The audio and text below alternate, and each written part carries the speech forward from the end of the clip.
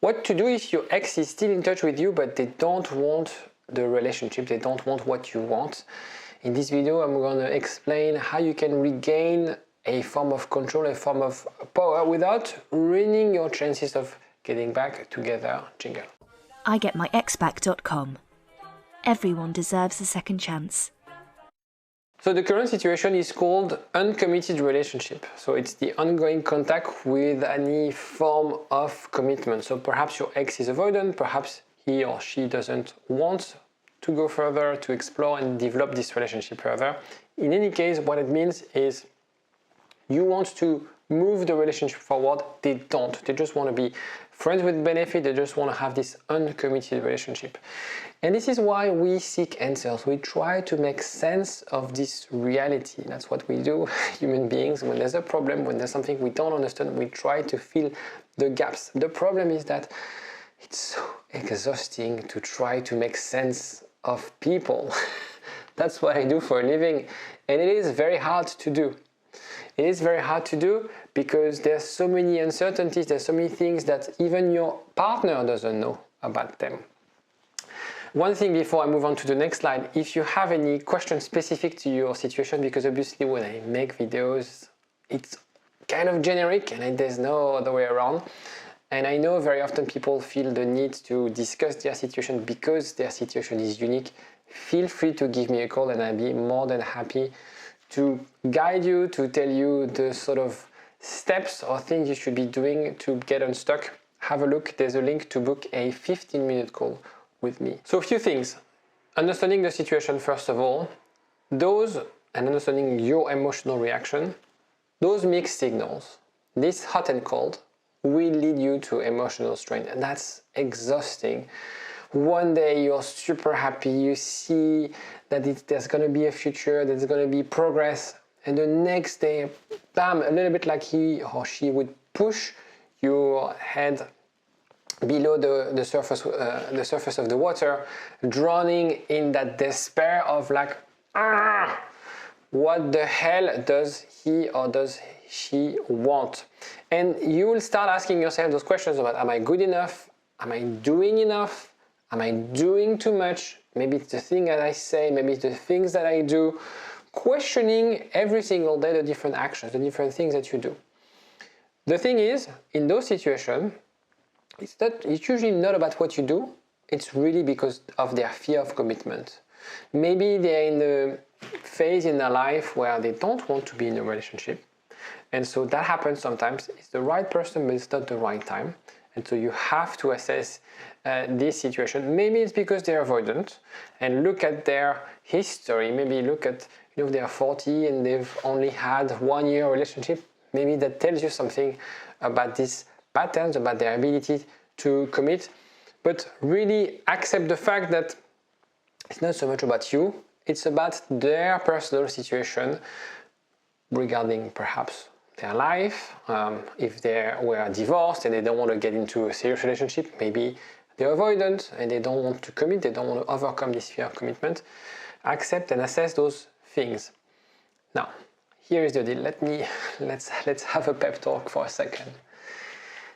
It's important to understand your ex's perspective.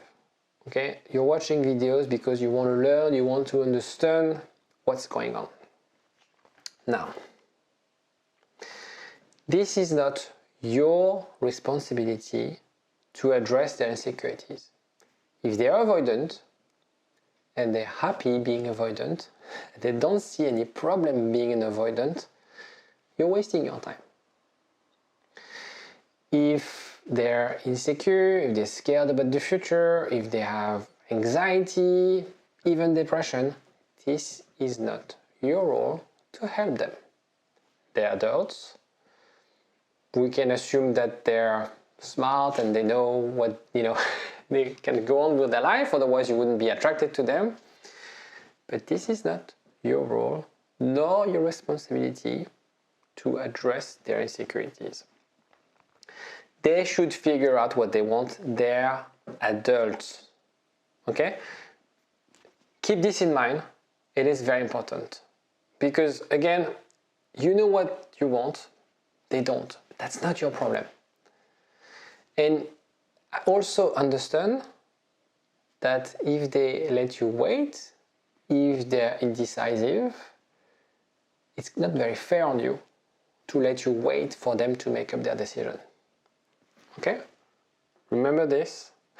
You and us, you and I, have this pep talk. Remind yourself of this.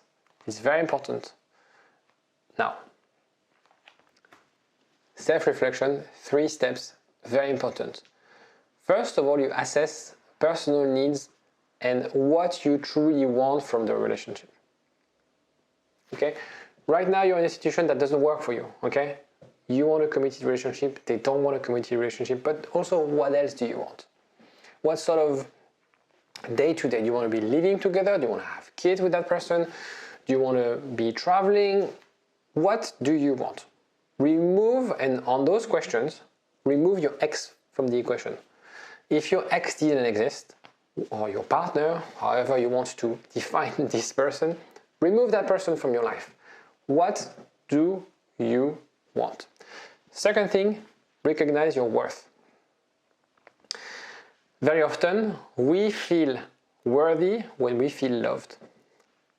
Our worth has nothing to do with love. Of course, we love to be loved. I love to be loved, but that has nothing to do with my value. So, understand and accept also that because you're worthy, because you have a certain value, there are things you can't accept. Okay, back to the first one, what do you want? And then, what are the things you can't accept, the non-negotiable? Because I don't want you to be in a position where you accept something that you don't, when someone who doesn't deserve you becomes part of your life. Third one is self-reflection to identify patterns that have led to unfulfilling relationships. So perhaps the current relationship, perhaps previous relationships where you felt always ending up in dead-end relationships because perhaps you felt for unavailable people, perhaps you felt for people who were in phases of life that were not aligned with you. Perhaps you were you got excited very quickly, you fall in love very quickly, and you don't see those red flags early on. Do those 3 things, okay? It's very important if you're in this confusing phase, this means, okay, rather than continuing doing the same thing again and again, which is, by the way, the sign of being insane, is doing the same thing again and again and expecting a different outcome. I think it's from Einstein. Sit down, look at those 3 things. Pause the video, write down, assess your needs. What do you want? Recognize your worth and identify those negative and toxic patterns. And now it's time to set boundaries. Ooh, that's very careful. It is about communicating effectively the things you are comfortable and the things you're not comfortable with. It's about how you protect your emotional well-being, because right now you're not protecting yourself. You're getting hurt, you're harming yourself, entertaining this relationship that doesn't work for you. And you define your limit. If you're not sure, go back to the previous slide. When you do this, you avoid what we call emotional exploitation. Not necessarily that your ex or your partner is a narcissistic person, maybe they don't know the harm they're making, but it's just because they just don't know what they want, but they are exploiting you emotionally. And very often, they'll be the ones who would call for help or ask for emotional support. You're the only person I would tell you this, etc., etc. They don't do it necessarily to manipulate you or to harm you, but it does harm you. Right? So if you're in a relationship where the person doesn't want to commit, but at the same time, when they're stressed at work and they want to vent and they want to confide about a secret or something that's happening and they want a confidence, they rely on you. That's not fair on you, okay? That's not you. You're either a partner and you have to take the deal, or we're just friends and I'm not available to be a shoulder to cry on. So it's important when you do this process to foster this mutual respect and teaching them what you accept, what you don't accept, right? And it's not about pushing them away. It's about, again, this is the limit. And if you cross the limit, I'll let you know, because that's not what I want, because I know my worth, right? Go back to the previous slide. I know my worth. I know what I want. I know what I don't want. And this is the limit, and express those limits with them. Now, a quick word about boundaries. Some people, they are scared of setting boundaries, or they're scared they will reject their ex. Okay, let's do this exercise for a second, this mental exercise for a second. You know your worth, your personal needs, your worth. You know the patterns that don't work for you. You express those things and you create an environment, okay, this is what I want. If your ex rejects this, well, they simply reject something that you wouldn't want anyway, right? So you're not rejecting them, you're rejecting something that wouldn't work for you.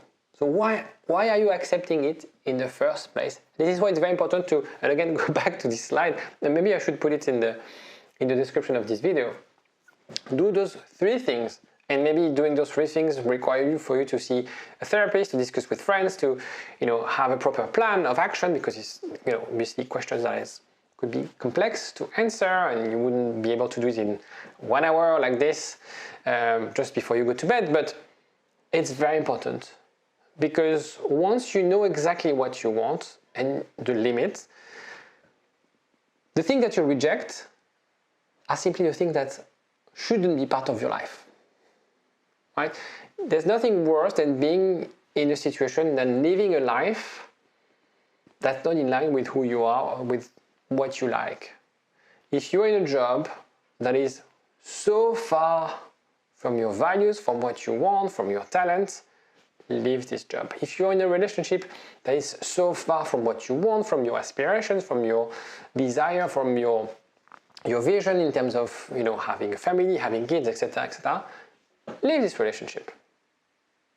And if you decide to assert this with your partner, and that partner doesn't accept this, doesn't want to go on board, then they are simply not worthy of your love, your affection, your attention. They're simply not the right person for you. So challenge yourself, because very often we tend to feel, yeah, but if I flex myself, if I accept few things, if I stick long enough, no. That's not how it works. And you're watching this video because the current situation you're in is not working for you. So few communication strategies. It's about how you express your feelings openly, without blaming, without aggression. So that's not the purpose of this video, and it's kind of complex to explain everything. But it's finding the balance between assertiveness and vulnerability. That's where I spend most of my time with my clients on WhatsApp, is helping them sort of having this sort of balance when they are in touch with their ex or with their partner, using effective communication, non-violent communication. If you want to have some details on WhatsApp, let me know. Not let me know, but have a link. There's a link. Have a look. There's a link in the description if you are interested. I usually have a waiting list because I can only take a handful of clients at the same time. Seek to understand their perspective, and I like to think, okay, give them the benefit of the doubt. That's not about flexing yourself. That's not. It's if they say something, believe them, right? If they say something, believe them, and assess afterwards if they stick to their words, right? If they are reliable, right? Another element is clear communication, especially. I'm going to do a bit of a gender-specific thing here. Women tend to think that men understand when you imply things. He should have known. When I say this, he should understand that. No, be clear. Remove any form of not manipulation, any form of interpretation when you say something. It needs to be very clear, very blunt. It's not necessarily cold or mean, but just say exactly what you mean and mean what you say. Another very important element is to focus on personal growth. So first of all, is to break away from this obsession of like, I want this, I want that, and I can't have this, okay? Understand that your ex or your partner is a part of your life. Perhaps it's a very important part of your life, but it's a part of your life. Right now, it's all about investing in yourself. Maybe it's personal interest, maybe it's work, maybe it's hobbies, whatever. Maybe it's a social life, whatever. Because when you do that, you also build a form of self-esteem that will help you setting boundaries, that will help you with your self-worth, with determining what you want, what you don't want. Also help you to develop a form of independence. The problem that you might have right now is, yes, that person doesn't want to commit, but it's also because in a way it's hard for you to be independent, to have a life outside of this relationship. Obviously, this is a very, very difficult time. It's a tough time, but if you manage this the right way, I can guarantee you, and trust me on that, quote me on that, and let me know if it doesn't. Please complain, send me complaint emails if that's not the case. You will come out stronger. Regardless of the outcome with your ex, because he or she is a part, doing these things, going back to the 3 elements that I discussed before, putting the work, putting the attention, intention into this will make a huge difference in your life. And trust me, you'll be a different person if you do those things. And so there are 3 mantras, my mantras, the things that I also apply with my clients. I know what I want. I'm not here to waste my time. It's over unless you prove me wrong. Right? If that person doesn't want to commit, so let's do one by one. I know what I want. Perhaps one of the most difficult questions to answer, but the most important question you need to ask yourself. In your workplace, with your relationship, with your family, with your... What do you want? Okay? And if that person doesn't give you what you want, that's not the right person. Also understand that life is short. You shouldn't be wasting your time. You should be betting on the wrong horses. Okay? Don't waste your time. And the last one is, it's easier to assume that this is gone, this is not working, especially if the person decided to end the relationship. Okay, you're dead to me, in a way. Prove me wrong. But right now, I'm done. Because that's not what I want. And if you want me to change my mind, prove me wrong. Okay, this is the right attitude, this is the right mindset. And by adopting this shift in mindset, again, trust me, you will feel so much stronger than before. So in conclusion, those situations are confusing and they will drain you emotionally. And sometimes those situations are even worse than if your ex blocked you, or your ex if your ex was completely mean and pushing you away very clearly. Those on and off, this on and off, this, oh yeah, baby, I'm not sure, these are the worst. I would advise you to set a deadline, go with the flow, assert your worth, set boundaries and see how it goes, but set a clear deadline. Again, going back to the mantras, life is short, you don't want to be wasting your time. And if they don't know what they want by the end of this deadline, you move on. They might be the best person ever, they're just not the right partner. And it happens. And maybe in 6 months' time, you will find someone else, you'll fall in love, and you'll stay friends with that person. Because they might be an important person in your life. Or maybe you realize that actually, you don't need them in your life. Maybe you felt important or you felt a connection because in a way you were important in their life, but now that you found someone else, it doesn't really matter. Last thing, if you feel, and let me know in the comment section because I have a gut feeling that is very common. In those situations, also the reason people don't walk away is they don't want to come across as the bad person, right? We want to be the empathetic, understanding person. Yeah, he has problems. Yeah, she's still married. She has kids. And we make up excuses. And when we feel like, okay, I need to pull the plug, I need to leave, it doesn't work for me, I think there's these voices in our head like, yeah, don't be mean. Don't be a bad person. Walking away from a relationship that doesn't work for you doesn't make you a bad person. Remember this. Let me know if in a way you feel a bit that way. I'll see you next time. Take care.